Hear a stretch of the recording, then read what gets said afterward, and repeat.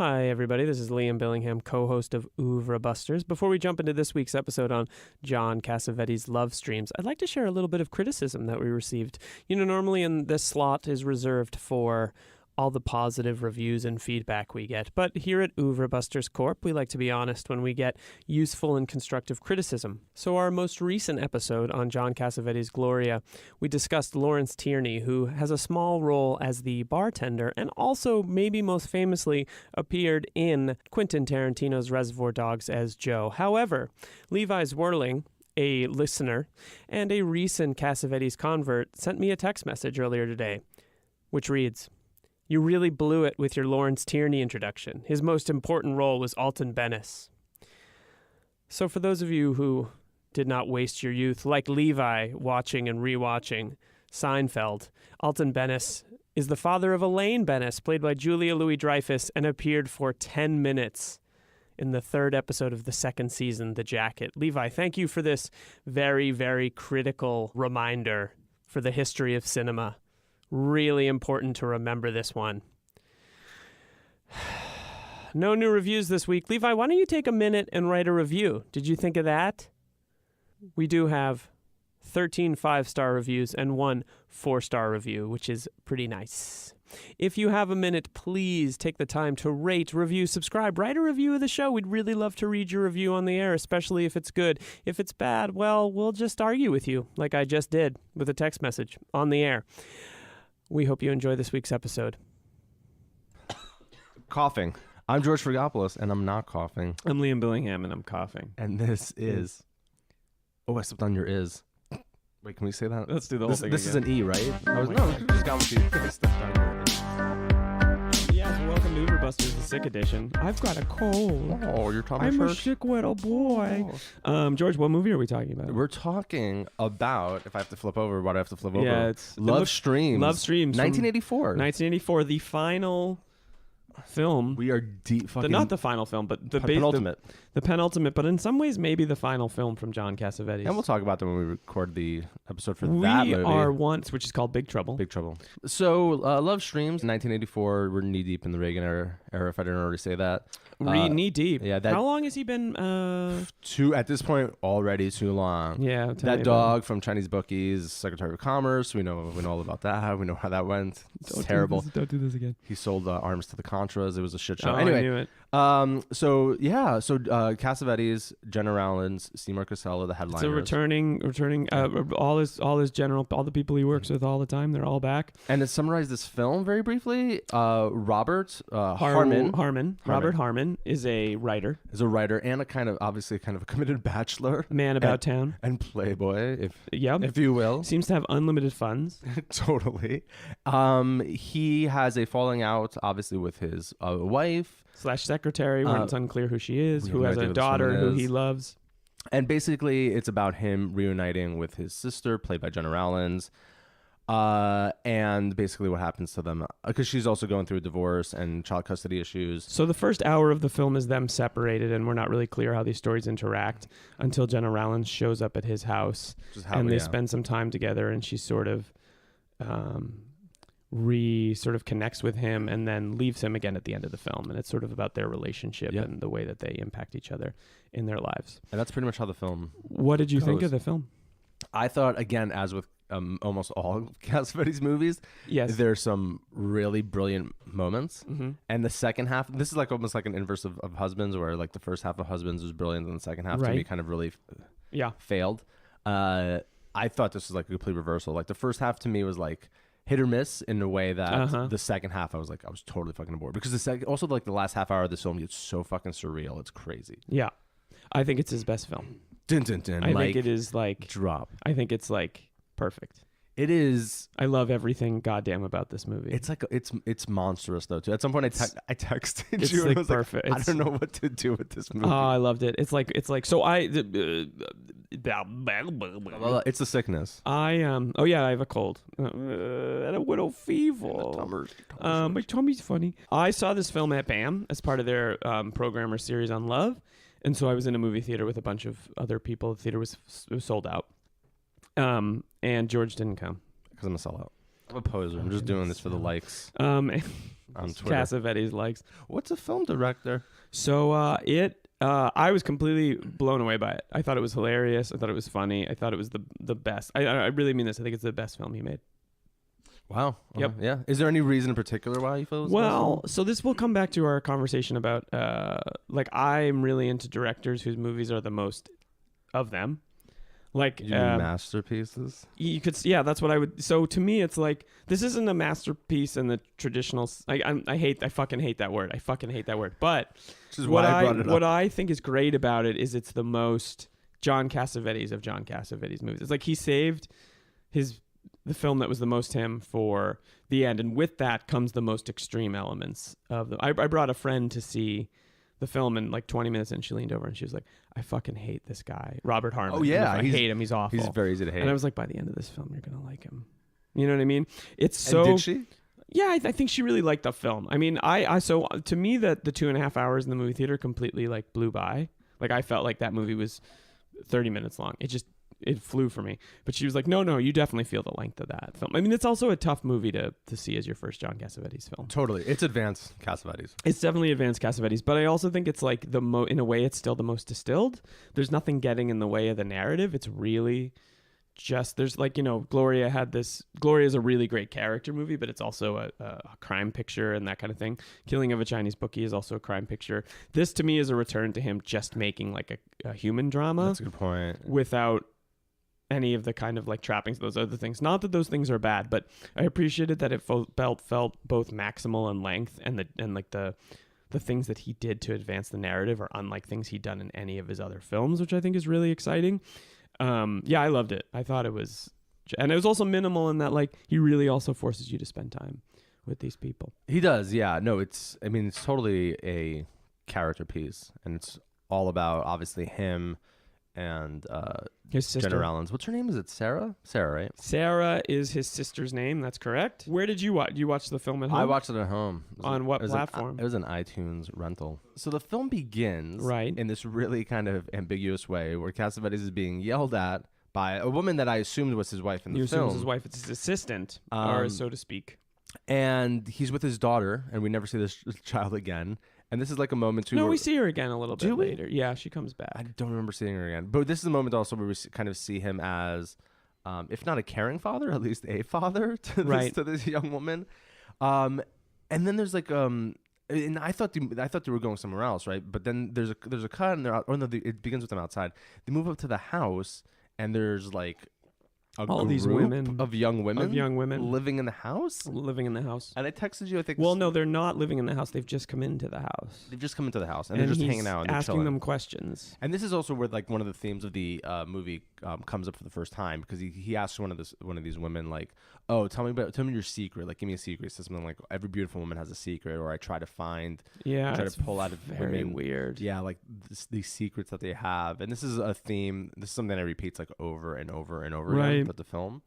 And I found it like a really interesting motif and idea, even though again I really didn't have anything much to say about it. And actually, now that I'm thinking about it, reminded me of like Simone de Beauvoir in The Second Sex, who says like, oh, like men have throughout history have turned women into enigmas. And this is very much like doing the same thing about like objectifying her. Well, he's also a writer, and he's I don't know. He's a writer, and we also don't know what kind of writer, but he kind of reads as like maybe a Philip Roth, maybe a Pynchon, sure. Maybe a someone who probably writes more Philip Roth. More Philip Roth. Yeah, I've only read a little bit of both those guys, but kind of this like probably very sexual quality. It's remarked in the film a few times that he writes women better than anyone else, I feel like, which is like probably said by another man. Right. Yeah. From what I remember. But he's kind of this like, he's sort of like this like very cliche writer character from a film. And I think the movie explodes that a little bit in its running time, which makes it not as like insufferable as it might have been. And he looks haggard in this film. He looks terrible. Yeah. And he's like 4 or 5 years away. He got the diagnosis that he had cirrhosis of the liver right before starting to shoot the movie, and it obviously fits the character well as well. Yeah, well, he's a big drinker. He's a big drinker. Yeah, he's inviting these women into his house, and he's asking them questions like, "What do you like to do for fun?" And they're clearly like in their early 20s. They're very young. That, and like this like 45, 50-year-old, maybe even older man asking these questions. It's like a little bit of an interrogation. They don't really know how to answer. And like what becomes clear is he's paying them to be in his home. Yeah. Well, that becomes clear later on. Right. It comes later on. So after this scene, where do we end up? So after this scene, we cut and we are in the courthouse with Sarah. We don't know it's a courthouse at first. It's just like a nondescript room, but we cut to Sarah sitting in a room with her daughter. Sarah, played by Jenna Rowlands, in like another pretty titanic performance. She's amazing. And we quickly find out it's a courthouse. Right. And there's a woman there. She's the judge. And a lawyer enters. And who walks in behind the lawyer but Seymour Cassel? Seymour Cassel. But did you recognize the lawyer?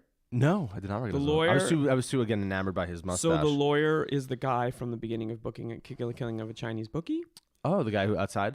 I did not know this is Al Rubin. Al Rubin was a cinematographer for all these films. Oh. Yep.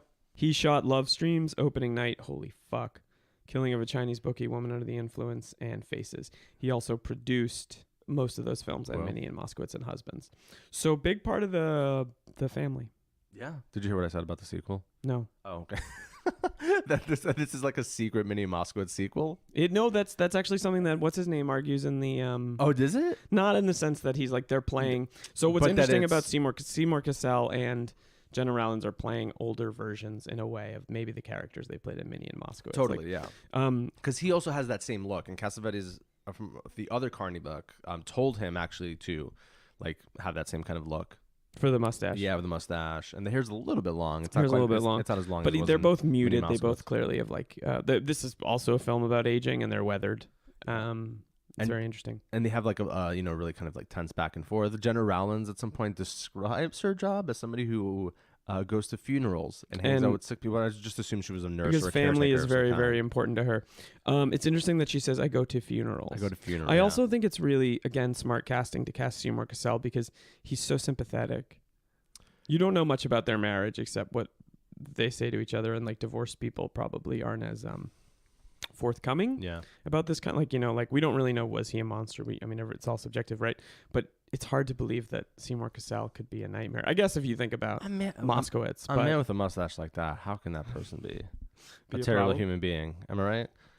Agreed. And this is, I believe, when it's decided that the child will be spending the majority of the time with the father. So initially it's the mom, and then later she's like, "Mother, I don't want to spend time." Oh, that's right. Yeah. So we get the sense that this is a family that's falling apart, and maybe Sarah is a bit overwhelming, is a bit of a difficult mother, is a bit obsessed with her family. And this is interesting because the feeling that I get, at least from the film, and I'm not the first, this is actually a little bit referenced in the Carney, is that Robert Harmon pays people to spend time with him because he doesn't want real connections between people, and all the sister wants is connections to other people. You know what I mean? Like they're sort of damaged in opposite ways. Like they're codependent. It's a movie about codependency. Yeah. Which comes up later in the film. So after this scene, where do we head? So then we cut back to Robert, who is at some like nightclub. He's at a nightclub. It's very kind of like jarring. He's like at a nightclub. He's taking this performance. Got a little bit of an Eyes Wide Shut quality to it. Like, what are we doing? And it seems like one of those things you have to wear a tuxedo. It seems like the kind of place that you get invited to. Yeah, and it's at this point also that we find out. So Robert's clearly like enamored by the singer on the stage, right? Who I should have gotten this actress's name. I didn't get Diane Abbott. Diane Abbott. Yep. So she's doing her thing on the stage. He's propositioned by a man in drag at this point? Well, I wouldn't. Yeah. This is a really interesting moment because you have to wonder. Well, this man also comes back later too. Right. So scene or two later. Yeah. And it's a man in drag, and he asks him like, "Oh, what are you doing here?" And Robert says, "Oh, I'm researching a book."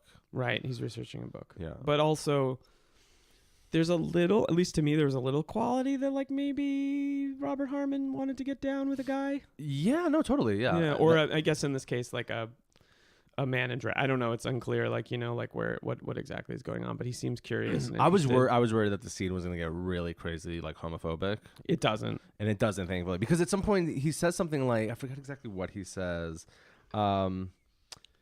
Does he also say to him though? Does Robert say to the guy who's picking him up or trying to pick him up, like, "Oh, all beautiful women have a secret," and cut somewhere around there? There's a little bit of that. This is another fun of these films that has a disjointed kind of narrative to it, or it jumps around a little bit. So we watch this kind of play out, and it's an interesting scene because it's actually one of the few moments in the film where Robert seems kind of sheepish. Yeah. He's not really sure how to handle the moment. Control. Which is not... But he seems kind of almost like flattered and clearly like not interested. You know, it's interesting to think about, again, like the later career John Cassavetes, because I don't think... I would guess, we've talked about this before, but I would guess that John Cassavetes probably was a man like all men of that age who... probably outwardly progressive, inwardly conservative, in the sense that, like, I don't know, I think a little bit about my upbringing, and like my dad was pretty like, my dad actually always expressed a desire to dress in drag, which I thought was hilarious, but also like, I think my dad was kind of like, whatever. People can do whatever they want, but I think he had like a deep deep, like, I think he had a lot of, like, I don't think he could like be comfortably like around a person in drag or a person, you know, something like that. Like my guess would be that like later career, there's a little bit maybe of a reflection of who John Cassavetes was at this point. He's kind of like, the world is changing. He's been making movies for 20, 30 years at this point. The medium has changed. It's a whole different thing. And it's like an interesting moment to reflect on, you know, Husbands era John Cassavetes. Imagine this character in Husbands. Oh, it was impossible. It'd be impossible. Because he also directly asks him, he goes, "Are you straight?" So like sexuality is clearly there. It's right. Instead of it, there's any like subtext to what's happening. We're here. also like, trying to pick him up. Right. We're also talking about a Reagan moment, and you know, Reagan wasn't what we would describe as like very fuck Ronald Reagan. We might describe him as a piece of shit. Yeah, we might describe him as a total piece of shit. So then it cuts to Robert hanging out with the singer, and he's like buying her drinks, and he's trying to like romance her. Yes, and this is very drunk. Yeah, he's very drunk, and talk about problematic, because basically what he does is like abduct her. He gets in her car. They drunk. He drives drunk. She's driving initially, and doesn't he like push her out of the way and like take over? Yeah. Well, and then he forces she tries himself to into drive, her car, and then he crashes the car into another car. Yeah, and then she tries to take over. Sorry, go ahead. She tries to take over. Oh no, she tries to take over. Yeah. And eventually they make it to her house. She quickly gets out of the car.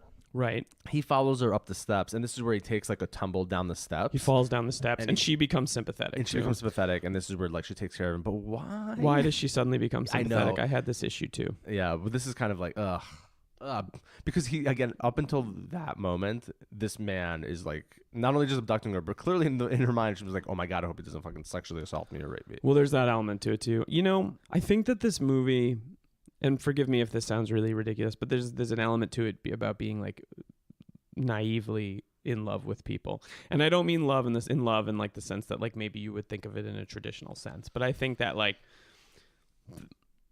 the two lead characters in this movie in a lot of ways are kind of disasters. They can't really live life in any functional way. Human garbage fires. You know, they seem to exist off of like, one of the things that I don't think is a criticism of the film, but I wish the film as a tangent referenced their work, like how they make a living a little bit more clearly, because I think that element, the fact that the film is devoid of thinking about money and stuff like that, weakens my sort of, what am I saying? I wish the film referenced money more and how they came about it, because I think it lacks a little bit of like intellectual complexity by not referencing where their living is coming from. I think that's fair, but that's also more of a fair criticism if you don't believe that this film is really rooted in a type of like Cassavetes-esque surrealism, which again really gets ramped up in the last half. But the reason I bring that up is because I think that the movie is about like radical empathy for people who might be disastrous. And I think also, again, not to excuse his behavior, but the way he falls down those stairs is so buffoonish and so like clowny that like, you know. Although I was surprised that they put like so much blood on his face. He's very really bloody. And, he says something funny at this point. He goes like, "I'm usually a lot more fun than this," or something. And it's also a very self-aware moment. You know, such a great character. Like this, he's a great character. He's also the only person that could play this part is John Cassavetes. There's no version of this film where it works with Ben Gazzara. There's no version of this film where it works with Peter Falk. Peter Falk, I feel like, would go all respect to Peter Falk. I've spent the past 4 months with the guy, but Peter Falk would probably take it in a more angry direction. Ben Gazzara, I feel, would be very restrained with it. Cassavetes like knows when to go there and knows when to pull back. And gets like the middle. And we haven't spent enough time talking about him as an actor. We've talked about him as an actor a lot, but like, what an amazing actor! Yeah, he's fucking amazing. So she brings him inside the house. She takes care of him, and so does her mother. The mom's there. This to me really paralleled the Cosmo Vitelli relationship and Killing of a Chinese Bookie. Another reason I love this film, it's a bit of a greatest hits. It covers a lot of ground covered in some of the other films. It does. Ooh, excuse me. Are you okay? Are you emotional? Oh, I'm getting so emotional thinking about this. Do you know where this film's going? Yeah. You know, it's funny because when you mentioned that, does it have though? It doesn't have the meta stuff about like theater and film, like Opening Night does. Yes, it does.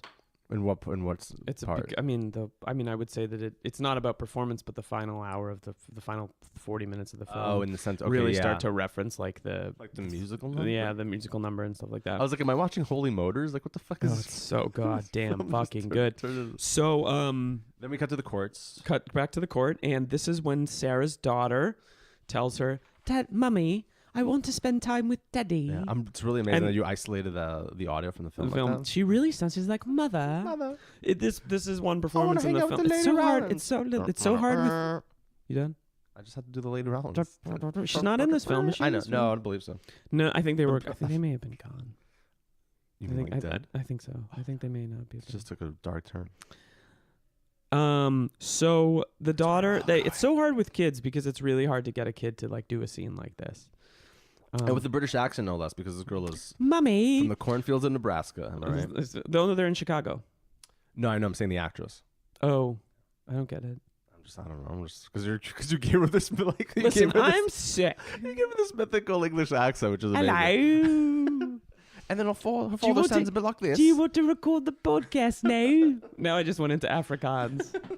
Hey, diplomatic immunity. What's your favorite Lethal Weapon movie? It's been revoked. It's just been revoked. It's just been revoked. You got to go with number 1. Yeah, rank the Lethal Weapon movies. I think it's pretty fucking easy. 1, 2, 3, 4. So, can I tell you my grand unified Lethal Weapon theory? They did make a 4, right? Yeah, it's good. That's with Jet Li. It's so bad, but it's so good. I think Lethal Weapon's the greatest action movie ever made. The first one. Yes. It's better than Die Hard. Oh. Because it's a character-driven film. And not to say that Die Hard isn't, but I think that... But Die Hard has all the Christ-like stuff. The reason... But the walking on the glass.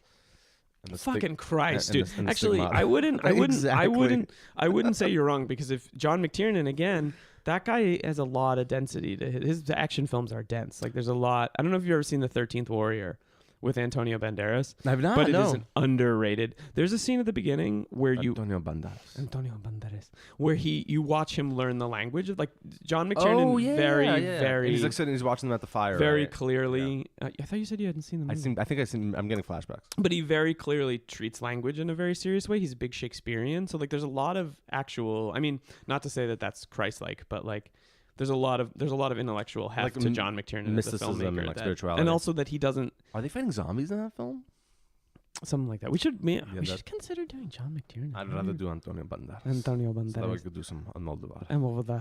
I don't know. Can we do that? I have to work on rolling my R's. But I think the reason Lethal Weapon is so good is because it's ultimately about these two guys and their relationship. And like again, Mel Gibson's gross, but like those movies are hard not to watch if they're on. Because they're so goddamn. Obviously, he's still very charismatic on the screen, especially. He's an amazing actor. He pulled the really horrible anti-Semitism. And then I think I think Lethal Weapon 2 is really funny. I think there's moments that are really funny. One of the funniest parts is like there's a guy with a machine gun, and like he goes to their office and he pulls the gun.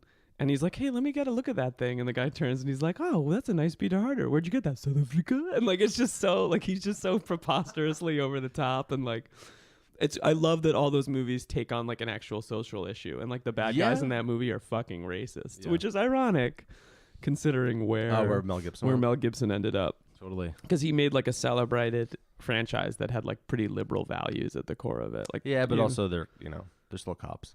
Of course. Fine. But also, if you want to be really critical of it, you could say that obviously the interracial like buddy thing is meant to kind of like assuage and like ameliorate really systemic racism in the police force that obviously can't. No, I just mean in the sense like, oh, like, see, we as a society have advanced so far because you could have like a black cop and a white cop doing their thing, and isn't that great?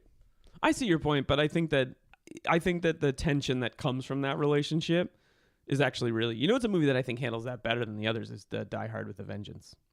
Oh yeah, that movie had that's first of all a really underrated movie. That's the last decent Die Hard movie. Oh yeah, and there were three other ones. Oh, yeah, Good Day to Die Hard, Live Free or Die Hard, and then like John McClane Takes a Shit Hard. I think there were three. I thought maybe just two. Welcome back to Lethal Cast. Anyway, so we cut to that's getting cut out. No, leave it in. It's okay. Great. We cut to General Allens back in the courthouse. No, leave it in. Welcome back to Entendre Cast. Ooh, sexy. Sorry, I'm sick. She's in the courthouse. Daughter says, "Mommy, I don't want to live with you anymore." And General Allen says, "What's with the accent?" She kind of loses her mind. Yeah, she does. She's very upset. But this is also when later on, which I didn't realize, I thought she was talking to another judge. And this is actually her shrink. She's talking to her shrink or her therapist. That's the next scene, I believe. Yeah. But there's a quick abrupt cut. There's a couple of quick abrupt cuts. Yeah. It's a movie that. Well, I think he knows when to move on. I bet the first cut of this movie was 6 goddamn hours long. Probably. Amazing. And this is where the titular love stream comes in. So because she says to her therapist, or to me. She says to her therapy. Well, later on, she's like, "I'm here for the sex." Who goes? And she goes to a bowling alley looking for sex. Anyway, that's where I go. That's where I met my wife. Just like a real man. You walk to the bowling alley. I'm here to wed a woman. Hello. I'm here for the sex. I'm here for the sex. I'm here. And maybe the long-term functional relationship. Yeah. Children. I'm here to find the mother of my children. So she's talking to her therapist, and she says, "Love streams. It's like a stream. It keeps going. It doesn't end." And then the therapist says, "You got to get laid, girl." Yeah, he's like, "You need a hobby. Hey, girl, you got to get laid, girl." But then there's another quick cut where she's in France. She's in France. Yeah, and I didn't realize, like, why the fuck is she like? And she has 40 bags with her, and there's this. Because he also tells her, like, "Oh, you should get away." She's like, "Go out of town." Again, where's the money coming from? Guess it doesn't really matter, but there's this unendurably long. You think she's a gravedigger? Like a grave robber, even? She's what's his name from Hamlet? The gravedigger doesn't have a name. Yeah, he doesn't. And there's more than one. Okay, calm down, English professor. Did you ever teach Shakespeare? Yeah, I have, of course. Yeah. Which ones? As far as the plays go, I teach the sonnets a lot because I'm more of like a poetry kind of dude. You were saying that the plays aren't poetry? No, they are. But come on, everybody knows they're overrated. I'm just kidding. In some ways, I agree with you. But I was going to comment. The Gravediggers. Richard II's the best Shakespeare play. And come at me. It's Robin Williams and Billy Crystal, correct? In the Bronner version. I do not like the Bronner. No, I like the official version. You prefer the Mel Gibson Hamlet. I love it. No, I prefer. It's like, why is Hamlet so anti-Semitic? I prefer the Last Action Hero Hamlet. Yeah, to be or not to be. Not to be. We've referenced that 3 times. So good. So she's in France and she's yelling at this bag man, and she's like dipping both into Spanish and in French. And it's a great Cassavetes scene that just goes on and on and on and on and on. And then it quickly cuts and she's in London. She's in London, and the guy's like, "Hey, governor, do you want?" Her daughter's there. Yeah, go ahead. Yes. And the's a guy, and he's helping her with her bags, and he's incredibly helpful considering the fact that she says, "I hate you" to him at one point. She goes, "I hate you." That's right. She's just pushing all these bags, and she finds a payphone. It's ridiculous. She finds the Doctor Who phone, and she goes, "Because that's England." Ha ha ha. And she calls America. She calls. Well, first the Queen's making calls, so she rudely tosses the Queen out of the booth, and she's like, "Get out of here." And the Queen's like, the Queen is played by Hugh Grant.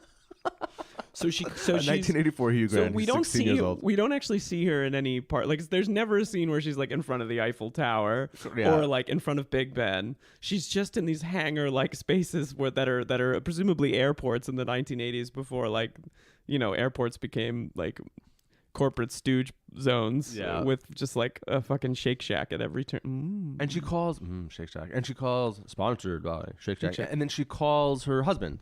Yes. Right, very briefly. Who in Chicago. Yeah. And she says... Silence. She doesn't say anything. No. She says... She wants to talk to her child, right? Or no, right. It's almost like does she want to reconcile? I forget exactly. Yeah, she just calls. Yeah, because she's like misses them, and he says he's like we're divorced. Yeah, stop calling here. Calling. Should we now just segue and do our Silence cast, a podcast about the film Silence? Ooh, I was gonna say John Cage, but it could be fuck both. That, dude. Martin Scorsese. Oh, so boring. John Cage. So goddamn pretentious, John Cage with your mushrooms. So it's a lot of editing in this one. A lot of editing. So then we cut back to Robert, who his child Albie has shown up at his home. He's 8 years old. Yeah. And the mother is there, and the mother is like, "I need you to take Albie's him. Mom, we have an opportunity to make some money." Yeah. Like you need to watch this kid. And so he takes the kid in. Kids never really spend any time with the dad. Albie, by the way, do you think that's a reference to Edward Albee? Seriously? It could be. Yeah. That's interesting. I never would have thought of it. I mean, this is based on a play. It is, and the the playwright also co-wrote the screenplay. Which I think is one of the reasons this is maybe better than some of his, not better than some of his other films, but I appreciate the fact that he was working with a theater writer, because the scenes have a real, like, I don't know. I mean, theater writers don't write movie scenes the way that film writers might write a movie scene, and I think that John Cassavetes kept his focus on like actual scenes in this film, and I think that makes it a better And speaking of experience. fucking scenes, so this is one of the best scenes in the entire film. So the child basically walks in, he spends about an hour in the house, he sees he's like, what the fuck is going on? There's like strange women everywhere, my dad won't stop drinking. This sequence is very funny and also very like sad. And he bolts. He starts running. Yeah. And Cassavetes gets in his car. Oh my God, and so scary. And like this one, it's fucking frightening. There's like basically a drone. It's not a drone shot, but there's a camera following right behind the car, and the kid's like running in the street. And the whole time you're convinced he's gonna hit the kid in the car. And eventually, obviously, like he must be going like 40, 50 miles an hour. And he pulls up like right next to the kid. And it's like one continuous shot. Right. It's only about like 10 seconds, but it's really fucking intense. Yeah, I think it might be longer than that. It's maybe 45 to a minute. It's a great shot. Turns into like the French Connection for a couple of minutes. Yeah, it's really good. And I don't know how the insurance on that shot alone is very well done. This is actually, I think, the most money Cassavetes had to work with. Really? Yeah. I wonder where he got it. Because the guys who financed this were like those Canon guys. Oh, Yolan. Yeah, the guys who, do you know what else they produced? Masters of the Universe. Whoa. I think they were the Canon guys. Deep cut. They were the Canon. It's interesting that he, I want to look it up. Because he was able to actually also pay his actors. Oh, yeah. For like the first time I think ever. It's crazy to think that that's true. So basically, he stops the son from running away. Son comes back home with him, and then they just have like this really like intense kind of a couple of scenes together where they're reunited, drinking beer. And they're drinking beer. Gets the kid drunk. He gets the kid drunk. He pours him an entire beer. Did you recognize the house? It's Cassavetes' house. It's the house from Faces. Yeah. And I only knew it because of the bar and because of the staircase. The bar's There's a very prominent shot of the Faces staircase, and I went, oh, that's it. And it's just, but I actually think that like one thing I think that someone like a very academically minded person could write a film about the fact that he used his own home and like what the history of using that house and the other house. Like there's a really interesting look at like the way that design and interior decoration changed from 1957 through 1984, looking through the lens of a John Cassavetes film, because the production design and the costuming in these films is so, for a no budget thing, is amazingly specific. And I think that it's really, really amazing that it's the same house and like what that means and what that has to do. I also think it's just interesting to think about like him as a DIY filmmaker and being like, we're just going to use my house, fuck it. Yeah, and what that means for like living and making a film, like how you live and make those decisions. Yeah, and I think we spent some time talking about kind of the interiorities, or the interiors, I should say, about so many of these films and how claustrophobic they feel like. And this film is a return to that. I think Gloria was obviously a lot more expansive, and Killing of a Chinese Bookie had a lot more different spaces. There's a lot of exteriors and kind of like running around outside, but yeah, like Faces felt really claustrophobic. Never gonna watch that movie again. So he gets the son drunk. And I think this is also where he has the line where he says, all my books are about women. Yes. Which is obviously kind of an important line. Rothian? I don't know Philip Roth well enough to say. Again, only tried to read Portnoy's complaint and couldn't get into it. So then, he gets a kid drunk. Yeah, kid gets drunk, and then they go to Vegas. Yeah. Oh, and there's another scene though too in this, right, where there's another woman with a young child in the house. Yes, it's the assistant. It's the assistant from earlier in the film. Oh, so he meets this little girl, and he's kind of like, this is my son, Albie. And they have kind of a moment. And again, a lot of this part of the film is seen through the eyes of this little boy who's kind of like never met his father before, is suddenly forced to spend 36 hours with him. And like, you know, he's not been in this kid's life, but it's very strange that the mother would just be like, here's your son that you don't know. Yeah, it's really, we'll be back in 2 days. Yeah. So then they go to Vegas. Right. And Robert basically says to his son, like, you need to stay in this hotel room. And he goes, I can't sleep alone. I need to sleep with somebody. If you know what I mean. Yeah. And he's kind of like, I'm going out. And then... Oh, and he says something like, be a man, right? Like, this is what men do. This is what men do. Yeah. But again, this is one of the first father-son relationships we see in a John Cassavetes movie. It's actually maybe the only one. In most cases, the fathers are absent, or we see them very briefly. You know, the ending of Husbands when he's like, shake your father's hand. You know, like, it's interesting to see him make a movie with a child. We haven't seen that before. And well, Gloria also, but with the father-son, where they have like the couple very brief, but it's always there's always that question of being a man and manhood and like shake your father's hand or like be like deal with this. And like again, he leaves the kid in the hotel room. Totally. In Vegas. Doesn't somebody walk in? The cleaning lady walks in and she's like, okay? Are you hungry? And he's like, no. And like the kid's just left alone, and I'm assuming what seems to be all night, Robert Harmon pulls into the parking lot or the drop-off spot of the hotel with two women. One's a cab driver, the other's a woman, and he writes them both checks. Correct. Or like IOUs or something like that. He wrote some both checks. Wait, you thought one of the women was a cab driver? She's driving or something like that. She's driving. No, but the way maybe I read it as like because she was driving, he was like paying her or something. It was weird. I don't know what it was. I mean, it just read that way to me. He was paying them for the that sex. Makes no sense. Yeah, I don't know. Yeah, she was a cab driver. Jesus Christ. That's what he told the son. Yeah, no, she just drove me home. No. No, all cab drivers come upstairs. It's not what you think. I was hanging out with these cab drivers all night. Jesus Christ, what's wrong with me? I just literally went like, oh, she's a cab driver. But it's just like it's also just like wow, it took me back. Like people really like cut checks in 1984. My mom still cuts checks. She's like, oh, let me just pay with check, and I'm like, you're at the grocery store. Yeah, but just writing a check for like $9 exactly. So he comes upstairs, and the kid's like, I want to go home. The kid's freaking out, and he's like, I told you I was going out. He's kind of like, I told you. And we had an agreement. If you've ever had a conversation with a child, you can't really reason with them and be like, this is what I told you I was going to do. Like, it's a very interesting moment. He made a reasonable request. He's like, just stay in the hotel room for about 12 hours. I'm going to go out. I know you don't have any food or build a fort with the pillows. What else is there to do? As one would do. He left an 8-year-old alone for 12 hours. No, he's not a good dad. Yeah, he's a bad dad. He's not a good dad. So he goes back to L.A. Yes. And this is where Sarah shows up. Sarah shows up with two cabs. One cab she's riding in with her stuff, and the other cab has just more of her stuff in it. And this is a great scene because Albie's like, Dad, there's someone here. Yeah. And he goes out to the car and he opens the door. And they hug, yeah. And then he just falls on her, and we're like, oh, and we've come to... Actually, the film doesn't really spell it out explicitly, but...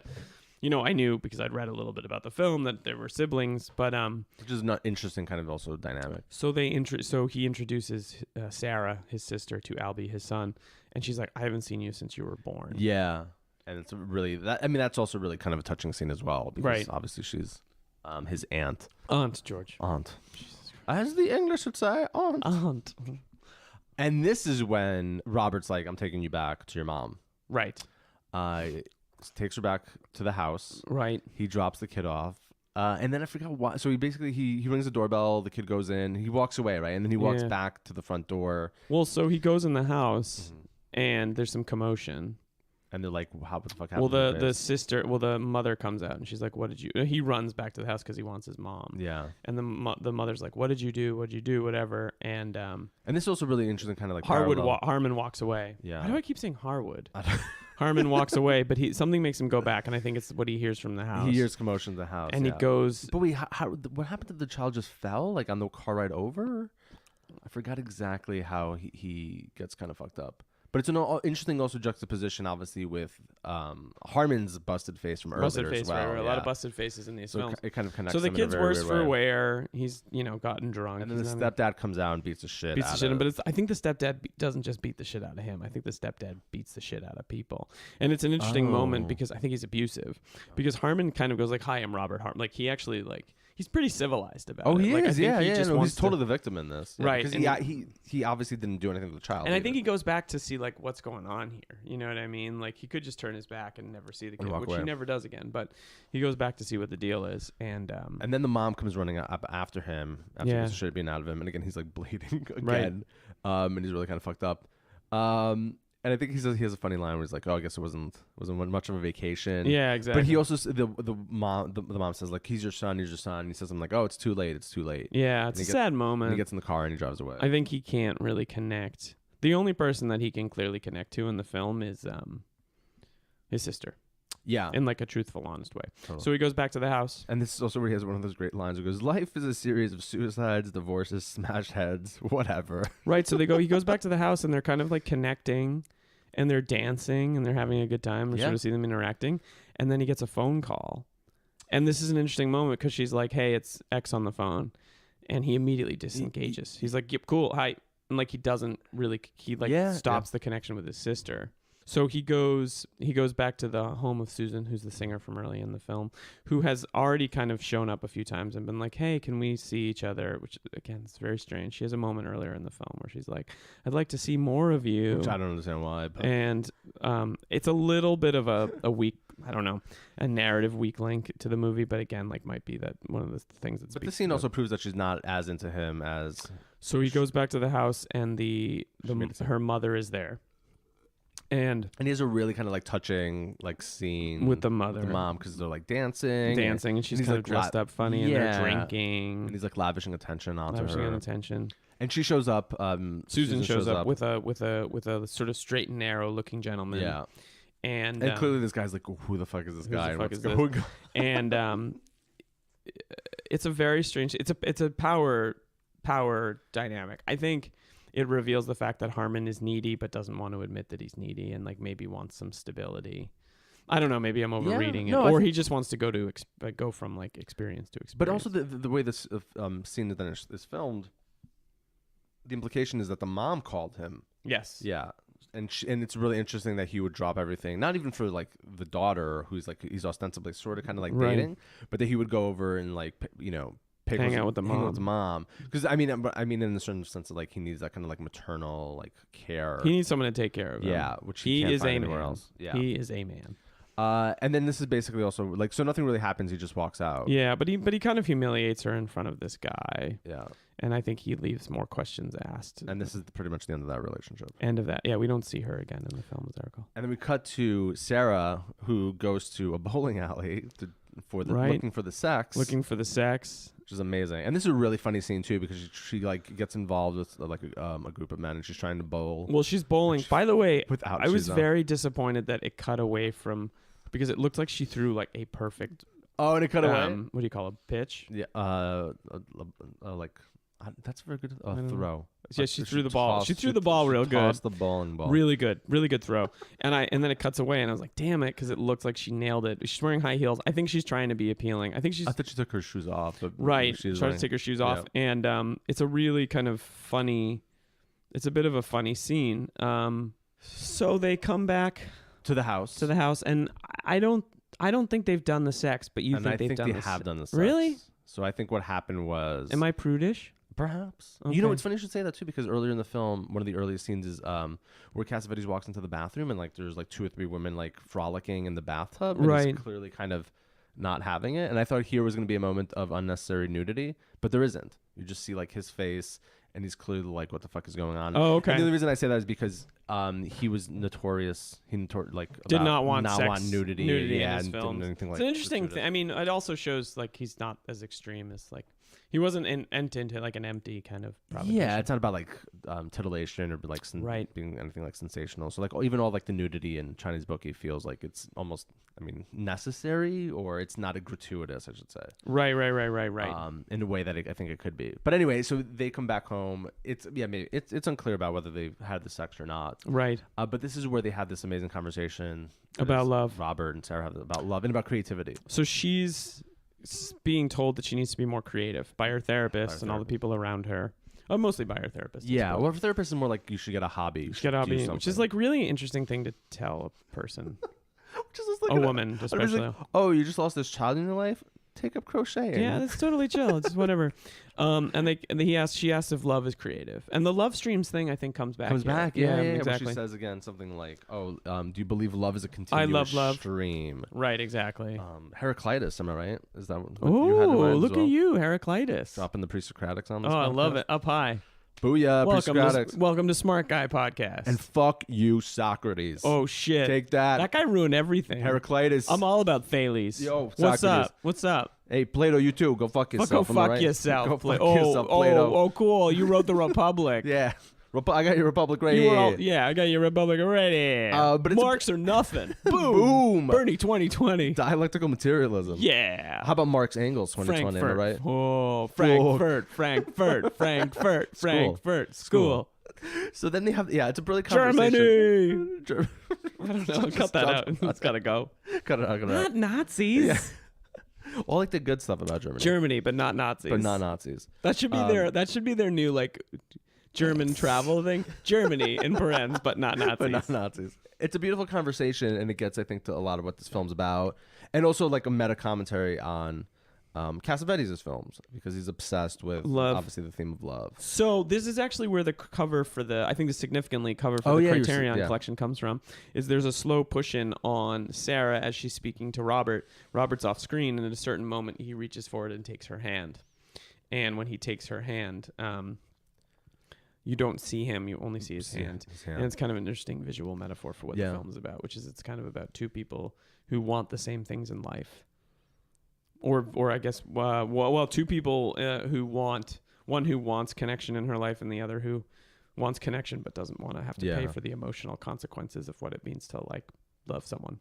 And then, except for his sister. And then this is also where Sarah calls again. The house calls Seymour Cassel, and he says something like, "I'm struggling raising this kid." Right. He's like, "This is tough." And it's interesting how a lot of scenes in this film, or the scenes between Sarah and Robert, get interrupted by like sort of external things like phone calls or things like that. You know, like there's kind of a break in the stream of love. Good call. Ooh, deep. So Seymour Cassel calls and he's like, it's hard for me to be a parent. Which like, fuck you. How often do I have to feed this kid? And the kid's kind Once of like, day. Mommy. Yeah. And he's kind of like, our relationship is over, but I want you to help me raise this. And the kid asks the mom over the phone. She at some point like interrupts, picks up the phone. She's like, "Did you have this sex, Mommy?" Which is weird. Why would does she actually ask if she had sex? Yes, she does. That's right. She does ask. She does. Yes. She's like, did you get laid, Mom? Did you find the sex you were looking for? That's his daughter lying. Did you find the sex you were? And I'm like, so clearly like the father is feeding her lines or telling her like what the mom is doing. Because this is not something that randomly like a 10-year-old child I think would ask their mom. Yeah, I think you're totally right. It's an interesting thing. But also maybe it's a healthy thing that she's like, hey, Mom's going to go get laid. Wait, you mean the son? The father's like saying this? No, the dog, like Jenna Rollins is like, I'm out. It doesn't come across yet. Robert picks up the phone. Yes. And like yells at Seymour Cassel and says, he's like, hey, you're being an asshole. Alone. So they listen to the conversation and actually it's kind of like a comic moment because everyone's like on the line kind of being like, I'm just listening. But Robert Harmon picks up and it's like a very rare moment, but he's kind of like, you're being an asshole, cut it out. Like, I'm going to beat the shit out of you, basically. He does the brother thing. Protects her. And this is when the patriarchal brother thing, but he does the brother thing. Really gets fucking out of hand. Well, she collapses like she does earlier in the film. Every time something happens where Sarah's not she collapses earlier in the film when the daughter is like, I don't want. Oh yeah, in the courthouse. She kind of walks out and like she lies collapses down on the floor. So then she goes on and gets like she buys a farm basically. Oh my god, how did I forget about that? So the very scene. next scene, she kind of says that again, her attempt to heal people. She decides to tell Robert. She decides like, Robert, you need something in your life. So she goes to buy him like a rabbit. And has this long scene. This is really sad. Like, basically buys all these animals, including the dog from like a guy who clearly loves his dog and like doesn't want to get rid of his dog. A goat. All these animals. Is there a Noah's Ark thing going on in the last 30 minutes of this movie? That's really true. So anyway, she brings all these animals home, and they're kind of all in the house, and it's totally insane. It's when the film kind of takes a surrealist kind of twist, which is really interesting. Brief note, recently I was looking at the Criterion website and they had Lucretia Martel going through all the Criterion DVDs. She said every human being should have love streams in their collection. And I don't know, did you see Zama? I did not. I want to. It's on Amazon. Socialize Amazon. It's on Amazon. But watch it after we socialize. Watch it after we socialize it after Bernie 2020. So anyway, her film has a real surrealist touch, and there's this thing with animals, and you can't help but wonder if like the surrealism of this film. There's like a scene in Zama where the guy's having a conversation, and there's like, I forget what it is, but there's like a peacock or a donkey behind him, just kind of staring at the camera, and it's like really arresting and amazing. There's always something I guess obviously fundamentally surreal whenever you bring farm animals into so she house. Brings the farm animals home, and Robert's a little like, what the fuck do you want me to do with these? But he's also like, he's weirdly sympathetic. Like, he doesn't lose his mind. Like, I would lose my fucking mind. Yeah. It also speaks to the fact that, like, again, this is a movie that deals with mental health in a really interesting way. It doesn't assign about, like, by any traditional standard, bringing home a whole bunch of animals to like the home of a alcoholic. We haven't really gotten into how much he drinks in this film, but like an alcoholic lunatic. There's a lot of empathy in the fact that if a person were to bring all these animals home, you might assume that they're mentally unbalanced, to assume that like, they could handle the responsibility of having a fucking farm at their house. But the film there's never a moment where he's like, you're crazy. It's clearly also done, she's doing it because she wants to take care of something. She wants to take care of something. She doesn't have her daughter's out of her life. I also think that like she feels a little betrayed by her daughter, so she's kind of like, fuck it. Possibly, it's interesting. And there's a brief scene where like Robert calls over the doctor to take a look at her. The doctor's great. It's a great little performance because it's a quiet little thing. But the awesome scene after that is when she does like not reconcile, but the kid comes over to see her, and Seymour Cassel comes over to see her, and she's like doing all like these like terrible like that's jokes in her and head, pranks. Dude. Is it? That's in her head. Oh, you're right. I'm sorry. 100%. Yeah. So she faints. Yes, you're right. I was like, I didn't. She faints, and a doctor comes, and the doctor's like, I'm really worried about her. She's not responding to her. She's not responding. Her eyes aren't responding to like my tests, and she looks very sick. And she's laying in bed with the dog. Yeah. And she begins to have these elaborate, surrealist. I mean, I don't think she would be like, oh, these are very surreal, but she starts to have these fantasies that play out on screen. Right. So she has this sort of like operatic ballet moment with her daughter and with Seymour Cassel, and we're watching these kind of like fever-induced fantasies play out, including one where her daughter and he comes over to visit, and she's doing all these like sight gags. She like has like a, I'm trying to remember what they were, but she has like crazy glasses on and does all these, and she's not getting any laughs. It's like teeth. Not funny, so like the film kind of looks at like her relationship, the end of her relationship with her daughter, and Seymour Cassel through this like tragic operatic lens, and then through this like kind of comedic absurd. Well, because then there's this like incredible also backflip. She does. Remember, she does like the backflip off of the diving board. She jumps off the diving board. Yeah. It's this really insane scene where she's just trying to get a laugh from them, and it culminates with her jumping off a diving board. Yeah, and then it turns into the musical. Mm-hmm. Yeah, which is fucking amazing. So then another kind of again surreal hallucination that she has is this. Yeah, it's this very weird like theatrical musical thing with an audience kind of. And this would remind me of like Holy Motors. And one of the things I love about this movie is like he doesn't, up to this point I would say it's been a fairly realistic movie, but he doesn't shy away from going like really off the deep end, and it's admirable. I think he just was like, I'm gonna swing for the fences with this fucking thing, and I have the money to do it. He's not the only one that's also tripping the fuck out, because you cut to Robert talking to the dog. So Robert is now taking care of the animals, and a tremendous rainstorm has hit LA, and it's just raining. And actually there's some behind the scenes footage of them shooting this. I don't know if you saw it. I'll send it to you. But like they had so many goddamn sprinklers going. There's people with hoses. Like they were really soaking that place when they were shooting. It looks like it's a fucking tornado. And it's interesting because in the final, let's say 20, 30 minutes of this movie, Robert starts to take care of the animals. He's feeding them. He's taking them around. Yeah. He kind of assumes the responsibility for something because his sister is sick. And I think that's kind of if there's a conventional narrative to this film, it's him assuming responsibility when someone else cannot. Yeah. And there's this really just like beautiful moment where again, he's like sitting by himself, right. The dog's there, and he looks over and the dog like has magically transformed into this man. Right. So they're sitting there. You're jumping way ahead, aren't I? Feel like. Am I? Well, so she wakes up from her sort of coma, and she decides, I'm going to go to Chicago. And she's going to leave. She's going to leave. I got to get a flight to Chicago. I got to go home. So he's sort of sitting at a table, and there's a cut to the dog. I guess you're not jumping that far ahead. Yeah. And then there's a cuts to him, and then it cuts to this, what is the same angle as the dog before, but instead it's just this man sitting in a chair. And he's giving him like this sly smile. So what do you think that's about? Cassavetes just like laughing his ass off. Right. Also, what a great laugh John Cassavetes says. This is like, I don't know. It's funny because I didn't want to, I remember specifically thinking to myself, like, don't overanalyze this scene. Right. Because there's just like a real like beauty and weirdness and magic to it. Right. That I think kind of like overanalyzing it would kind of like. No, it's definitely like kind of a magical realism. I hate that expression, the term, but there's definitely like quality of like maybe overthinking it is ridiculous. Because again, at the end of the day, this is a movie about two people that enter each other's lives and then again for, after years apart. And then I think fundamentally, if you do want to analyze or say like, oh, what does it suggest? It suggests a certain kind of him making peace with what's about to happen, and that meaning that Sarah's about to leave him. Interesting. Why? In an interesting way. Why do you think that? Oh, well, because obviously the dog becomes a person. Well, a stand-in, yeah. Like in the sense like he has to not only just take care of this animal, but all the other animals.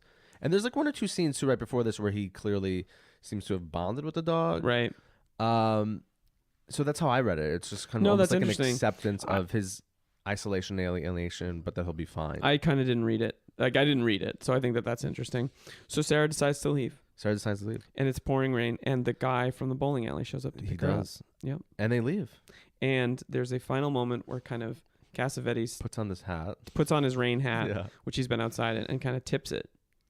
And then the movie ends, and that's the final shot. He put something on the jukebox, right? Put something on the jukebox, tips his hat, and that's the final moment of John Cassavetes on screen in anything. Yeah. It's the last acting he ever did. Oh, wow. Pretty sure, Fades black. At the very least, I guess maybe if it's not his final piece of acting, it's the final piece of acting he did in a John Cassavetes movie. And it becomes eerily kind of sad to think that, like, that's it. And this film is definitely about, again, like separation. Yeah. Alienation and isolation. Oh. That was a sound effect of me separating. I really enjoy this film. I think you liked it more than I did, but I just think it combines all the good stuff. That was great. And it also, it's very big and very small. And I don't know. I do think I was having a Twitter conversation about this film with our buddy Peter Rinaldi, who loves this movie.